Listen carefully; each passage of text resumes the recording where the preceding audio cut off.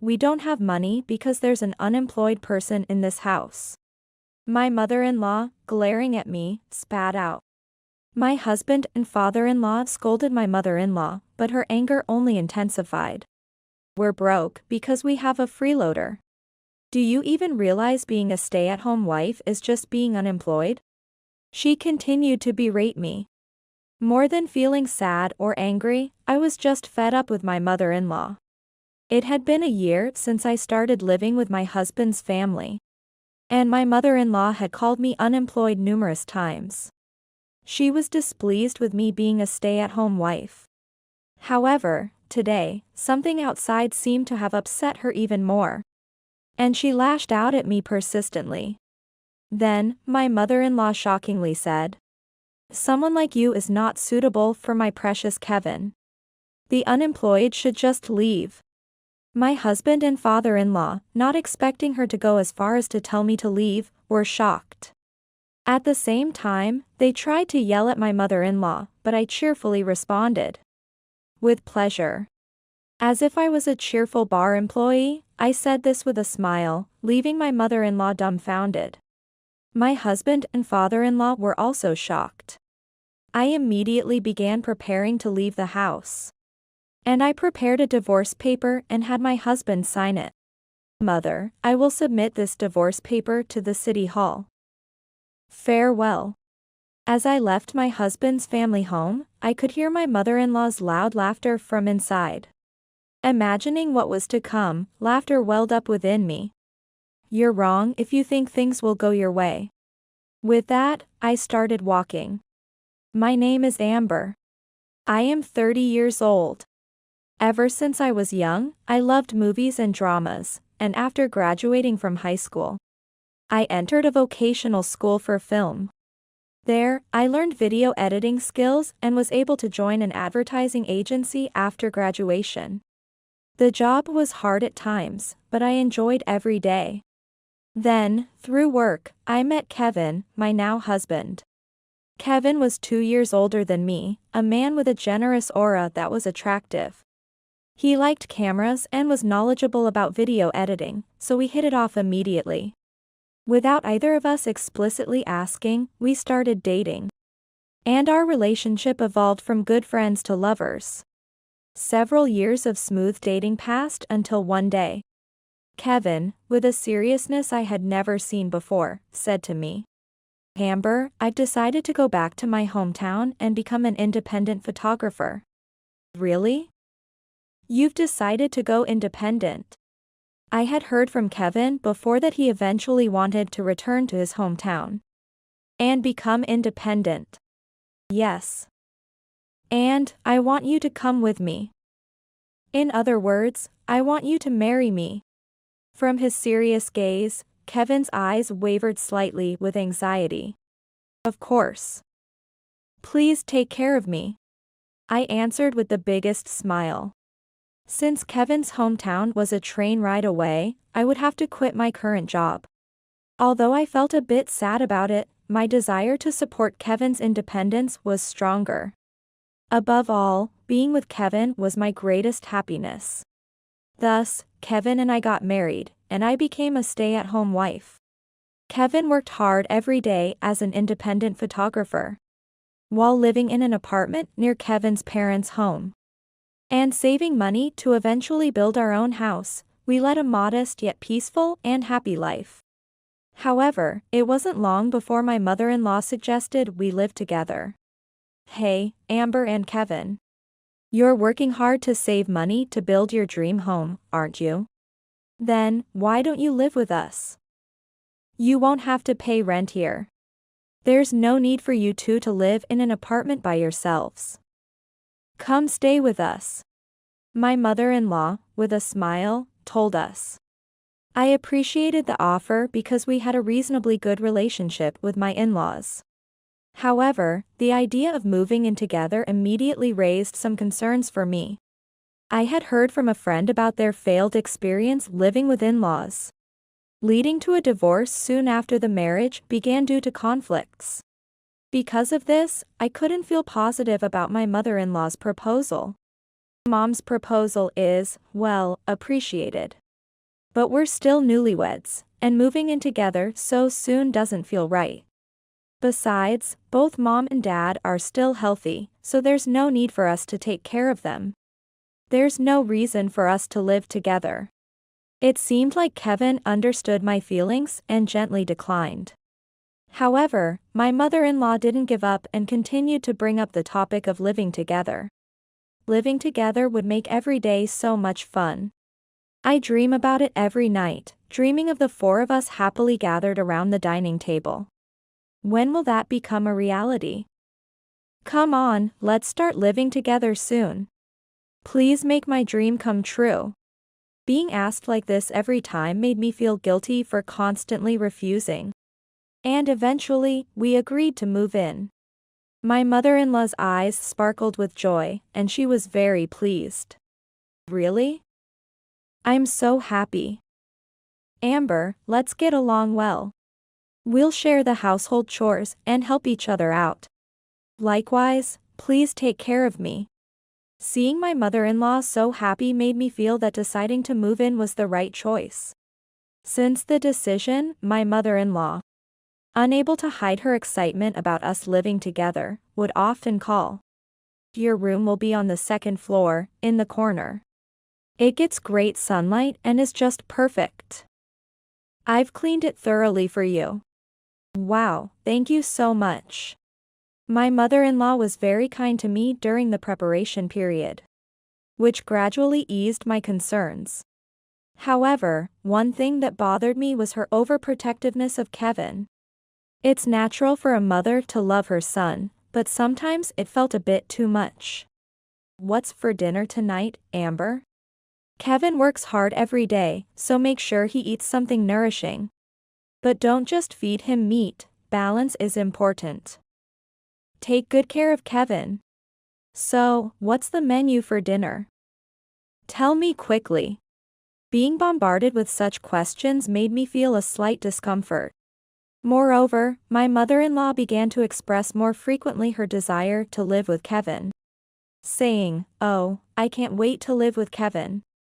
It seemed she might want to live with Kevin more than with everyone else. However, I told myself it was natural for a mother to want to be close to her son, and tried not to worry too much about it. Since there were no other major issues with my mother-in-law, I focused on preparing for our move. And as planned, we began living with my husband's family. At first, sharing chores with my mother-in-law and living peacefully seemed manageable. But it wasn't long before her true colors showed. This happened when Kevin and my father-in-law were at work, leaving just my mother-in-law and me at home. Amber, how long are you going to hang the laundry? You're so slow. Can't you move any faster? Once you're done with that, hurry up and finish the dishes. In fact, I'm leaving all the housework to you today. You're unemployed, so you must have plenty of time, right? What a life for the unemployed. Make sure you do the cleaning properly. Got it. She spoke to me in a tone I had never heard before. Are you going out somewhere, mother? I was surprised, but tried to remain calm and asked her. Yes. Unlike you, I'm busy. I'm a career woman, you know. I live my life being busy with various things every day. She boasted proudly. Indeed, I had heard that my mother-in-law was a career woman, working at a major trading company and being very active in her job. However, that was until 2 years ago. My mother-in-law is now 62 years old and retired 2 years ago, making her a housewife now. Despite this, she belittles me for being unemployed, which makes me wonder what she intends by it. I was baffled and fell silent. Then, my mother-in-law, seemingly irritated, told me. What are you spacing out for? Come on, get moving. Finish hanging the laundry quickly. Yes. Overwhelmed by my mother-in-law's presence, I started doing the chores as told. She constantly criticized my way of doing housework, making me redo the cleaning multiple times. Absolutely not. You can't say you've cleaned with that method. Here, try doing it again. After thoroughly tormenting me, she seemed satisfied and left the house with a high-end bag in hand. Left alone in the house, I was stunned. My mother-in-law began to frequently dump the housework and cleaning tasks on me. She would dress up in expensive clothes and bags, going out with high spirits. And it wasn't rare for her to return with numerous shopping bags. In front of Kevin and my father-in-law, my mother-in-law played the role of a good wife and mother. I considered telling Kevin and my father-in-law about mother-in-law's behavior towards me. However, I couldn't bring myself to do it, as it would upset the kind-hearted Kevin and my father-in-law. Eventually, my mother-in-law began to blatantly assign me the housework even in front of Kevin and father-in-law. Kevin would often rebuke my mother-in-law. "Mom, why do you always make Amber do the housework? We agreed to share the chores, didn't we? Don't be so mad, Kevin. It's because Amber isn't working. It's only natural for her to do all the housework, cooking, and cleaning."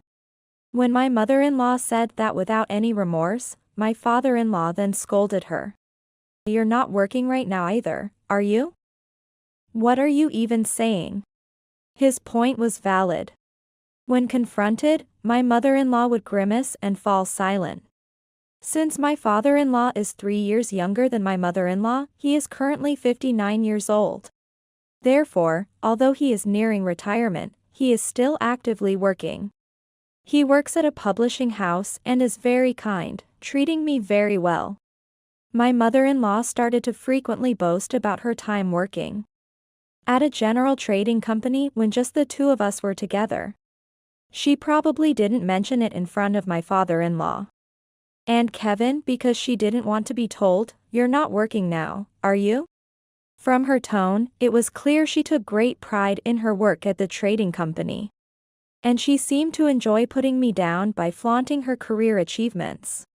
You know, I graduated from a prestigious private university and joined a general trading company. I was a star from my first year. I was always the ace. Always praised by my seniors.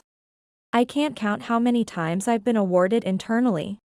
That's impressive. When I praised her, my mother-in-law became even more smug and looked down on me. Right? And compared to that, are you okay with your life being so dull and boring? Well, it doesn't look like you have the ability to shine in society. Unemployment suits you. You're nothing like me. I was becoming increasingly annoyed by my mother-in-law's condescending attitude. But knowing that Kevin and father-in-law were on my side was a relief. I made sure to finish the chores promptly before my mother-in-law could say anything, and started to spend more time in my room, reducing the time spent with her as much as possible. I managed to brush off my mother-in-law's boasting about her time at the trading company. Gradually, I became mentally stronger. And when it seemed like her boasting was going to drag on, I found excuses to retreat to my room. My mother-in-law seemed desperate to share her stories with me, but lately, since I often retreated to my room, she appeared dissatisfied. However, I pretended not to notice and continued with my days. As we approached the 1-year mark of living together, during dinner with the 4 of us, my mother-in-law suddenly started sulking and said, "Today, I got shown off to by Mrs. Thompson." "Mrs. Thompson? That's a friend of yours, Mom?" As Kevin inquired, my mother-in-law nodded and began to speak bluntly. "Yes, a neighbor of ours. They recently went on a family trip to the resort. It seems they stayed in a luxurious inn with a splendid open-air bath in their room.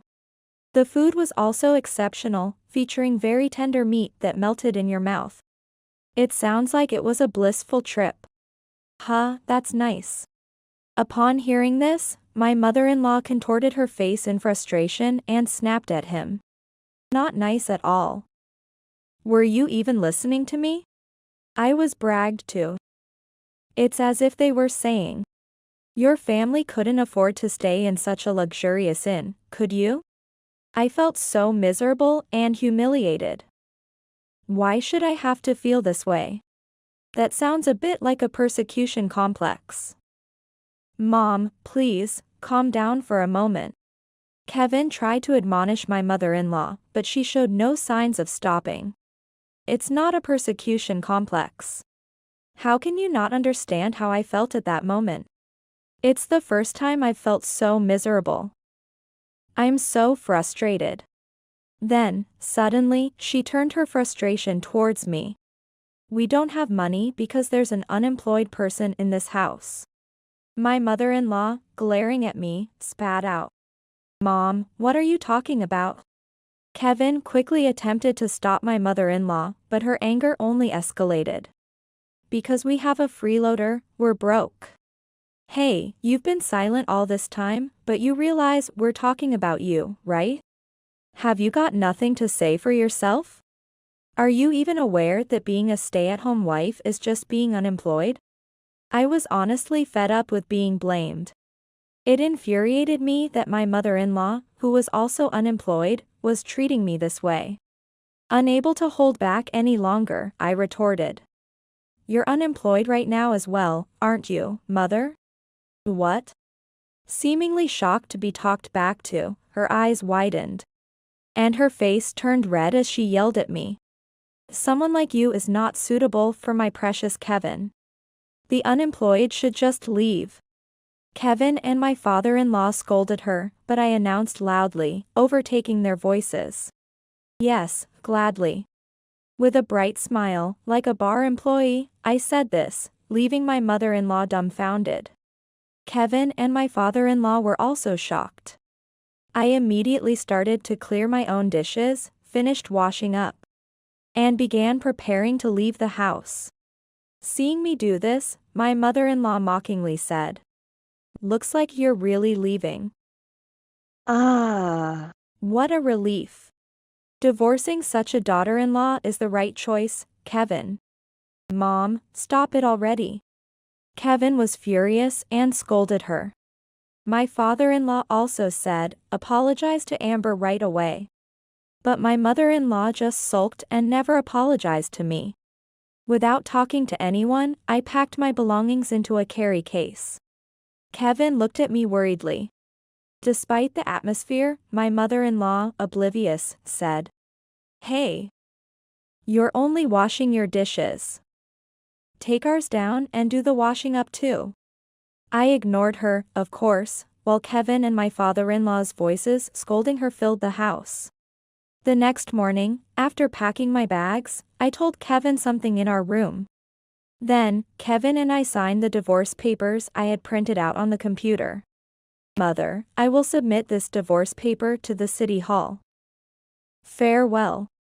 With that, I left my husband's family home. I could hear mother-in-law's loud laughter from inside, unaware of what was coming her way. A smile crept up on me. You're wrong if you think things will go your way. Then, as promised, I submitted the divorce papers to the city hall. And the divorce between Kevin and me was finalized. Half a year later, my phone rang with a call from my mother-in-law. Hello? As soon as I answered, my mother-in-law started ranting over my voice. Finally connected. I've been trying to call you so many times, but all I got was a beep sound. And it wouldn't connect. What was that all about? I had set your number to be blocked. After all, we are strangers now. I had blocked my mother-in-law's number ever since I left the in-laws' house. And I had just unblocked it moments ago. I was a bit surprised to receive a call from her right away. Blocked? Don't joke with me. More importantly, where have you taken my precious Kevin? Kevin has disappeared. Did you do something to him?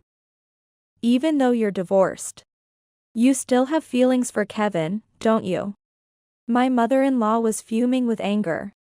It had been a while since I heard her voice, but she seemed as lively as ever. Could you please lower your voice a bit? My ears hurt. Shut up. Where are you right now? Despite my attempt to calm her down, my mother-in-law continued to shout excitedly. In contrast, I calmly stated, I have built a single-family home and just finished moving in. What? Her momentum halted suddenly, and she quieted down, but then, realizing what I said, started ranting again. How can an unemployed person afford that? Where did you get the money for a single-family home? Sure, you talked about saving up for a home. But an unemployed single like you building a house is impossible. I make $160,000 a year. Upon hearing this fact, I could tell my mother-in-law was taken aback, even through the phone. You always ridiculed me for being unemployed, but in fact, I'm a YouTuber. A YouTuber? Amber, you? And you're earning that much? My mother-in-law asked in disbelief. Yes, that's right. I make videos, mainly introducing beauty products and trendy items. My editing skills have been praised, and thanks to that, my annual income has reached $160,000. Indeed, after leaving my job and marrying Kevin, I began making videos using my editing skills. It was quite successful from the start, but I never imagined it would earn this much. What, really? You were always cooped up in your room because you were making videos? Yes, that's, well, true. It was partly for creating videos, indeed. While the main reason I started spending more time in my room after finishing the chores was to escape from my mother-in-law's boastful stories. It's also true that I wanted to carve out as much time as possible for creating videos. What's with that? You're so secretive. If you were making so much money, you should have told me earlier. I feel terrible now. I thought you were just an unemployed person without any income. If I knew you were earning that much, it would have been a different story. How mean of you, Amber, to keep such important things a secret. Upon learning of my income, my mother-in-law suddenly changed her tune, speaking in a coaxing voice as if she had flipped a switch. Hey, now that you're so rich, why don't you gift me a trip? Of course, it has to be to a luxury inn. One even more expensive than the resort Mrs. Thompson went to. Now I can finally show her up. Mrs. Thompson must be the name of my mother-in-law's friend. She was still holding a grudge about being bragged to on the day she told me to leave their house. Sighing, I responded. Why don't you use the money you earned at the general trading company? Go on a trip with your own money. What? What's with that attitude? Amber, you earn so much yet you're so stingy. You're so greedy. Just book the luxury inn already.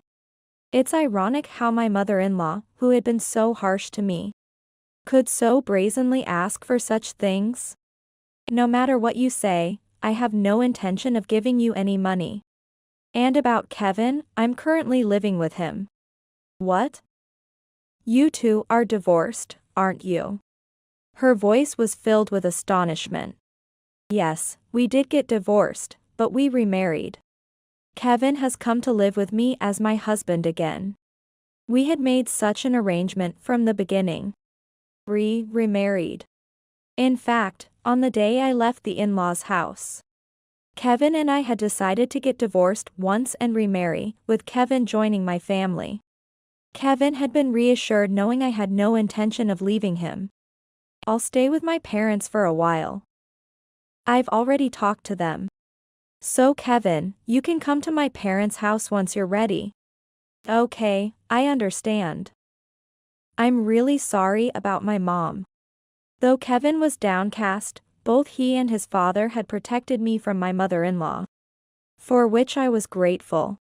Subsequently, Kevin told his mother a lie about having to go on a long-term shoot, and took only what he needed to move to my parents' house.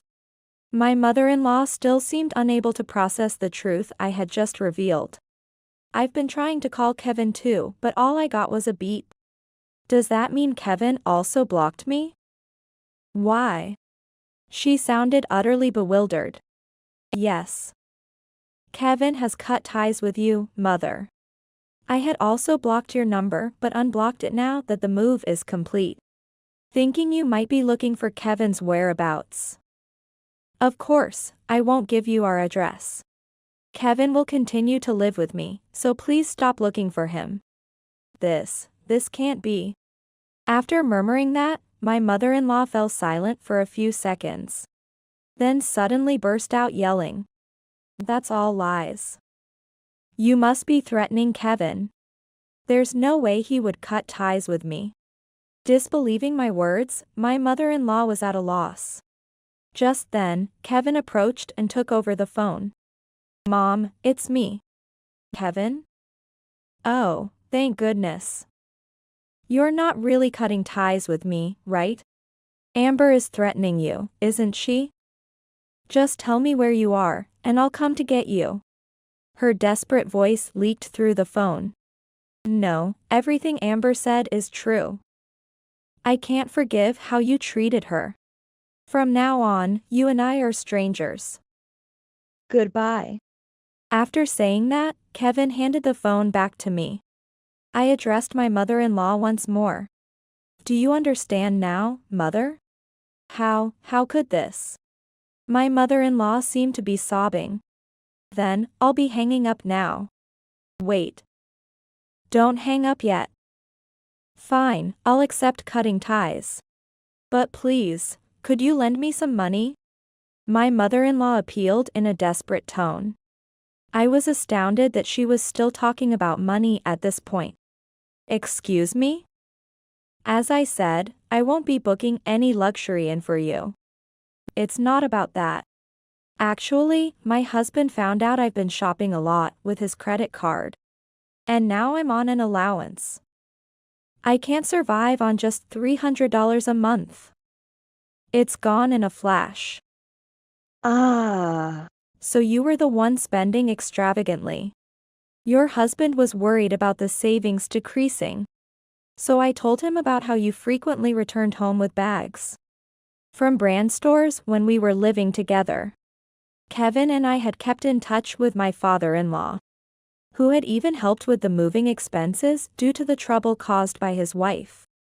Recently, when he shared his concerns about the dwindling savings, I recounted what I had witnessed while living with them, shedding light on my mother-in-law's spending habits. My mother-in-law, despite being unemployed, always returned home laden with shopping bags, which I found suspicious. You told my husband on me? What have you done? He got furious, put me on an allowance. And now I have to write down everything I buy in a household account book. And if I don't do it, he's threatened divorce. It's your own fault for spending recklessly. You don't have any income right now. Besides, being given an allowance of $300 should be something you're grateful for, considering your spending habits. You should thank your husband. Please reflect on your actions. As I expressed my dismay, my mother-in-law began to make excuses. But when I was working, I could buy whatever I wanted. So I just kept spending the same way after I retired.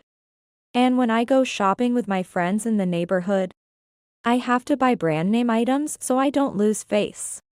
I don't understand. Why do you need to put on such a show? My mother-in-law replied as if it were the most natural thing. It's not about showing off. You see, I am an elite who worked at a general trading company. I am someone who deserves to have brand name items. I have nothing more to say to you. I'm ending this call now. Frustrated with my mother-in-law's ludicrous reasoning, I hung up. Just before the call ended, I thought I heard her voice wailing in distress. Later, I learned from my father-in-law that my mother-in-law couldn't handle the strict financial control for long. She had secretly taken his credit card from his wallet and used it to make expensive purchases without permission. When my father-in-law discovered this, he announced their divorce. My mother-in-law begged and pleaded. But my father-in-law was resolute in his decision not to change his mind about the divorce. Having no choice, my mother-in-law was forced to move out and live in a cheap apartment. Since then, my mother-in-law, who had planned a leisurely and elegant retirement, begrudgingly started working part-time to make ends meet. However, being directed by much younger supervisors was unbearable for her prideful nature, and she was under considerable stress. Since then, she has called me several times, begging for money and complaining about her part-time job. Listen to this, Amber. That younger female supervisor criticized what I thought was a good deed, telling me not to do unnecessary things. Can you believe that? How dare she speak to me, an elite, like that? Can you please stop calling me? We're strangers now. Despite my clear discomfort, my mother-in-law remained undeterred. Just a little bit is fine. Can't you lend me some money? You're making so much, so you must have a lot, right? Please. No. I've already declined several times. When I responded coldly, my mother-in-law started to sob dramatically, as if imitating a cry. That's so cruel, Amber. I hate this life. How did it come to this? I was supposed to enjoy a relaxed and leisurely retirement. My life is a mess. Oh. This is all the result of your own actions. If you can't realize that, I doubt your life will ever improve. Please don't call me again. With that, I hung up and blocked her number once more. Since then, I've had no updates on my mother-in-law, but I hope she has learned from her actions. Meanwhile, thanks to the success of my video streaming, Kevin and I started an advertising company. With the savings we've accumulated, we're living without financial worries. And now, we've discovered that a new life is growing inside me. Blessed by my father-in-law and our families, Kevin and I are eagerly awaiting the arrival of our little one.